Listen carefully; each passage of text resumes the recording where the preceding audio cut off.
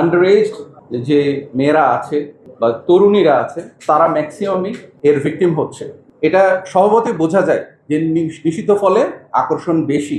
আমরা যাদেরকে গ্রেফতার করেছি তাদের যে মোবাইল বা হ্যান্ডসেটগুলো আমরা পেয়েছি, জব্দ করেছি, সেগুলো যখন আমরা প্রাথমিকভাবে যাচাই বাছাই করে দেখেছি, প্রত্যেকটি বিষয়েরই তথ্য প্রমাণ আমরা সেখানে পেয়েছি। সেগুলোর অডিও ভিডিও রেকর্ডিং পুরোটাই আমাদের কাছে আছে। আমরা প্রথমে প্রাথমিকভাবে পেয়েছিলাম দুজনের বিরুদ্ধে, কিন্তু যখন তাদেরকে আমরা আইনের আওতায় নিয়ে আসি এবং জিজ্ঞাসাবাদ করি, তখন এরই সাথে সম্পর্কিত বাকি আরও 3 জনের সম্পৃক্ততা আমরা পাই, যাদেরকে গ্রেফতারের পরে তাদের কাছে থাকা হ্যান্ডসেট বা মোবাইলের ভেতরেও আমরা এই তথ্য প্রমাণগুলো পাই। শুধুমাত্র নিরাপত্তার খাতিরে যে কোন চ্যানেল কি নামে চলছে, কি নামে সেগুলোকে বাজারে ছাড়া হয়েছে, এগুলো আমরা নিরাপত্তার খাতিরে এখন আপনাদের সামনে উপস্থাপন করছি না।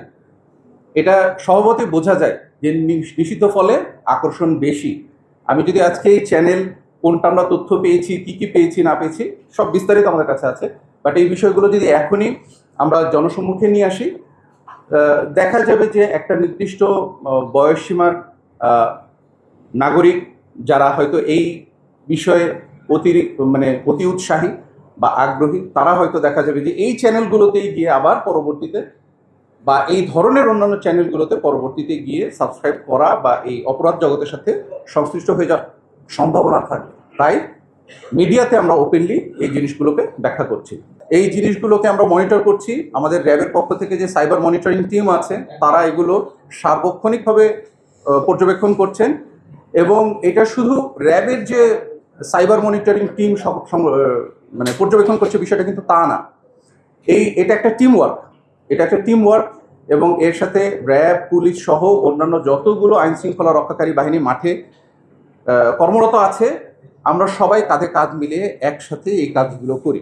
আসলে এখানে প্রতিহিংসা পরায়ণ হয়ে দেখা যায় যে ব্রেকআপ হয়ে যাওয়ার পরে প্রেমিক হয়তো তার প্রেমিকার সাথে ধারণকৃত যেই অন্তরঙ্গ মুহূর্তের ছবি, এগুলো বা ভিডিও, এগুলোই হয়তো এই গ্রুপগুলোর সাথে বা গ্রুপের অ্যাডমিনের সাথে শেয়ার করে।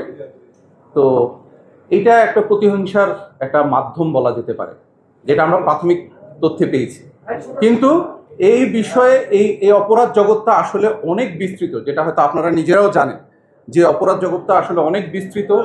অনেকভাবে এখানে মেয়েদেরকে ভিক্টিমাইজ করা হয়, এবং আমাদের সমাজের এই আমি বলবো যে আন্ডার এজ যে মেয়েরা আছে বা তরুণীরা আছে, তারা ম্যাক্সিমামই এর ভিকটিম হচ্ছে। সেই জন্যই আমি আপনাদের মাধ্যমে সকলের দৃষ্টি আকর্ষণ করব, যাতে আমরা আমাদের পরিবার পরিজনের দিকে লক্ষ্য রাখি, কেউ যাতে এইভাবে অপরাধ জগতের সাথে সম্পৃক্ত হয়ে না যায়।